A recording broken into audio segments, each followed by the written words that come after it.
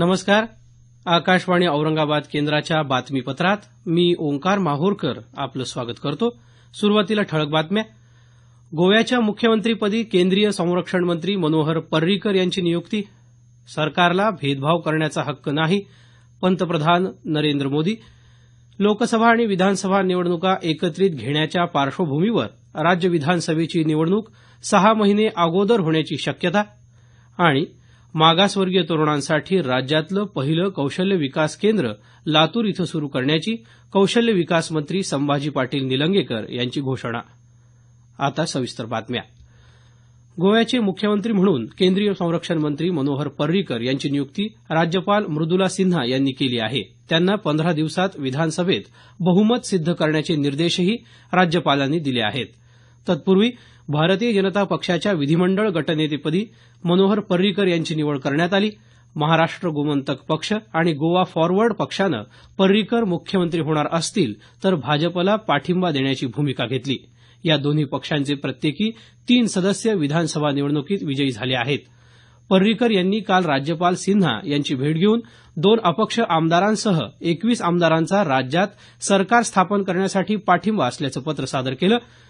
राज्यपालांचे सचिव रुपेश कुमार ठाकूर यांनी प्रसिद्धीस दिलेल्या पत्रकात ही माहिती देण्यात आली आहे. दरम्यान विधानसभेत 18 सदस्य असलेल्या काँग्रेस पक्षाचे विधिमंडळ गटनेते म्हणून चंद्रकांत कवळेकर यांची निवड झाली आहे.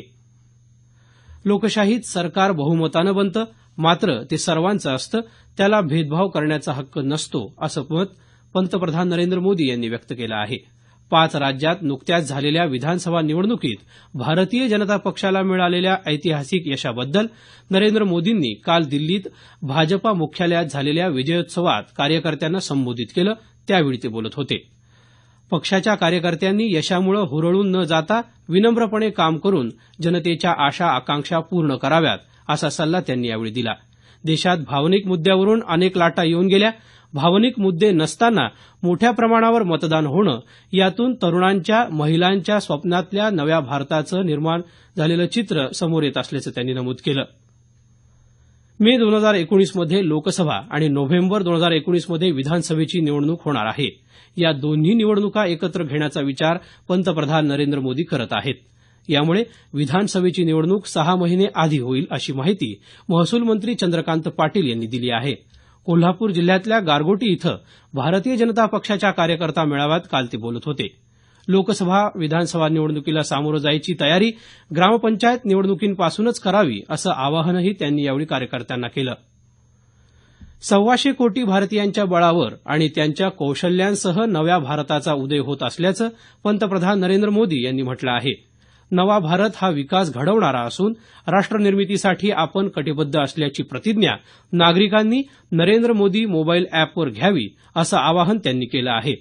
2022 साली स्वातंत्र्याची 75 वर्ष साजरी करताना आपण महात्मा गांधी, सरदार वल्लभभाई पटेल आणि डॉक्टर बाबासाहेब आंबेडकर यांना अभिमान वाटेल असं कार्य केलं पाहिजे, असंही पंतप्रधानांनी सोशल मीडियावर दिलेल्या संदेशात म्हटलं आहे. नक्षलवादाला मुळापासून संपवण्यासाठी सरकार कटिबद्ध असल्याचं केंद्रीय गृहमंत्री राजनाथ सिंह यांनी म्हटलं आहे. नक्षलवाद्यांच्या कारवायांचं प्रमाण कमी झालं असल्याचंही त्यांनी नमूद केलं.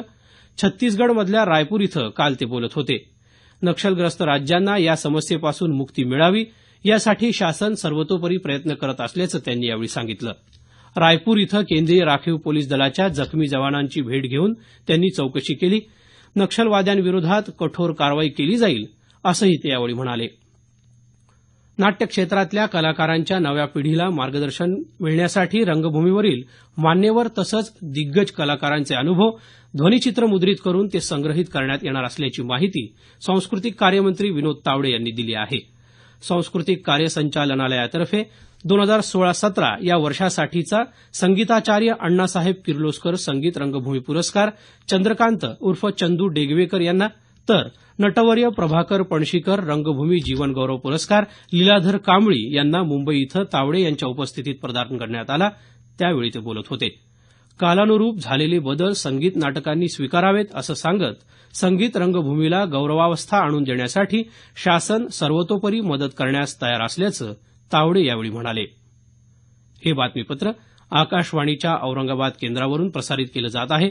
आमचं हे बातमीपत्र newsonair.com या संकेतस्थळावरही उपलब्ध आहे. लातूर इथल्या सामाजिक न्याय भवनाच्या परिसरात मागासवर्गीय तरुणांसाठी राज्यातलं पहिलं कौशल्य विकास केंद्र सुरू करण्याची घोषणा कौशल्य विकास मंत्री संभाजी पाटील निलंगेकर यांनी केली आहे. लातूर इथं उभारण्यात आलेल्या डॉक्टर बाबासाहेब आंबेडकर सामाजिक न्याय भवनाच्या इमारतीचं उद्घाटन सामाजिक न्याय राज्यमंत्री दिलीप कांबळे, पालकमंत्री संभाजी पाटील निलंगेकर, खासदार डॉक्टर सुनील गायकवाड यांच्या उपस्थितीत करण्यात आलं. त्यावेळी ते बोलत होते. राज्यमंत्री दिलीप कांबळे यांनी या केंद्रासाठी सामाजिक न्याय विभागाच्या वतीनं जागा उपलब्ध करून दिली जाईल असं सांगितलं. राज्यातलं सरकार हे मागासवर्गीयांच्या हिताचं काम करणारं असून विकास कामाला कोणीही विरोध करू नये असं आवाहन त्यांनी यावेळी केलं. लातूर इथल्या शासकीय वैद्यकीय महाविद्यालय आणि सर्वोपचार रुग्णालयातल्या नेत्र विभागाच्या नवीन इमारतीचं लोकार्पणही काल पालकमंत्री पाटील यांच्या हस्ते झालं. छत्तीसगडमधल्या सुकमा जिल्ह्यात नक्षलवादी हल्ल्यात शहीद झालेले राज्यातले केंद्रीय राखीव पोलीस दलाचे भंडारा जिल्ह्यातल्या तुमसर इथले जवान मंगेश बालपाडे, वर्धा जिल्ह्यातले पुलगावचे प्रेमदास मेंढे आणि चंद्रपूर जवळच्या बोर्डा गावातले जवान नंदकुमार आत्राम या तिघांच्या पार्थिवावर काल त्यांच्या मूळ गावी शासकीय इतमामात अंत्यसंस्कार करण्यात आले. या हल्ल्यात मृत पावलेल्या राज्यातल्या तिन्ही जवानांच्या कुटुंबियांना प्रत्येकी 10 लाख रुपयांची आर्थिक मदत मुख्यमंत्री देवेंद्र फडणवीस यांनी जाहीर केली आहे. आज धुलीवंदन अर्थात रंगांचा उत्सव. देशभरात हा सण हर्षोल्हासात साजरा करण्यात येत आहे. हा उत्सव म्हणजे एकमेकांना रंग लावून जिव्हाळा आणि आनंद व्यक्त करण्याचं माध्यम आहे. काल या सणाच्या पूर्वसंध्येला होलिकोत्सव साजरा झाला. यामध्ये ठिकठिकाणी पारंपरिक होळी पेटवून वाईट नकारात्मक गोष्टींचं दहन करून चांगल्याची सुरुवात करण्याचा संकल्प करण्यात आला. पंतप्रधान नरेंद्र मोदी, राज्यपाल सी विद्यासागर राव यांनी यानिमित्त जनतेला शुभेच्छा दिल्या आहेत. उस्मानाबाद जिल्ह्यातल्या तुळजापूर इथं काल 50 लाख रुपये किमतीचा गुटखा जप्त करण्यात आला. उस्मानाबाद मार्गावरून जाणाऱ्या एका ट्रकच्या तपासणीत पोलिसांना 250 पोत्यांमध्ये भरलेला हा गुटखा आढळून आला. या प्रकरणी पोलिसांनी 2 जणांना ताब्यात घेतलं आहे. देशाचे माजी उपपंतप्रधान आणि राज्याचे पहिले मुख्यमंत्री दिवंगत यशवंतराव चव्हाण यांच्या जयंतीनिमित्त मुख्यमंत्री देवेंद्र फडणवीस यांनी यशवंतराव चव्हाण यांच्या प्रतिमेस पुष्पहार अर्पण करून अभिवादन केलं. विधान भवनातल्या त्यांच्या पुतळ्याला विधानसभेचे माजी सदस्य मधू चव्हाण यांनी पुष्पहार अर्पण करून अभिवादन केलं. औरंगाबाद विभागीय आयुक्त कार्यालयात विभागीय आयुक्त डॉक्टर पुरुषोत्तम भापकर, उपायुक्त महेंद्र हरपाळकर, जिल्हाधिकारी कार्यालयात जिल्हा नियोजन अधिकारी विजय पवार, बीड जिल्हाधिकारी कार्यालयात निवासी उपजिल्हाधिकारी चंद्रकांत सूर्यवंशी, जालना जिल्हाधिकारी कार्यालयात निवासी उपजिल्हाधिकारी राजेश इतवारे आणि परभणी जिल्हाधिकारी कार्यालयात जिल्हाधिकारी राहुल रंजन महिवाल यांनी चव्हाण यांच्या प्रतिमेला पुष्पहार अर्पण करून अभिवादन केलं. नाशिक जवळील त्र्यंबकेश्वर इथल्या मंदिरात दर्शनासाठी 200 रुपये शुल्क आकारण्याविरुद्ध दाखल केलेल्या तक्रारीवर सुनावणी घेण्याचे आदेश मुंबई उच्च न्यायालयानं मुंबई धर्मादाय आयुक्तांना दिले आहेत. 12 ज्योतिर्लिंगांपैकी एक असणारं त्र्यंबकेश्वर मंदिर संरक्षित राष्ट्रीय वारसा स्थळ म्हणून घोषित करण्यात आलेलं आहे. तिथं दर्शनासाठी शुल्क आकारणं भेदभाव करणारं असल्याचं या तक्रारीत म्हटलं आहे. त्र्यंबकेश्वर मंदिराच्या विश्वस्त ललिता शिंदे यांनी ही तक्रार केली आहे. शेवटी पुन्हा ठळक बातम्या. गोव्याच्या मुख्यमंत्रीपदी केंद्रीय संरक्षण मंत्री मनोहर पर्रीकर यांची नियुक्ती. सरकारला भेदभाव करण्याचा हक्क नाही, पंतप्रधान नरेंद्र मोदी.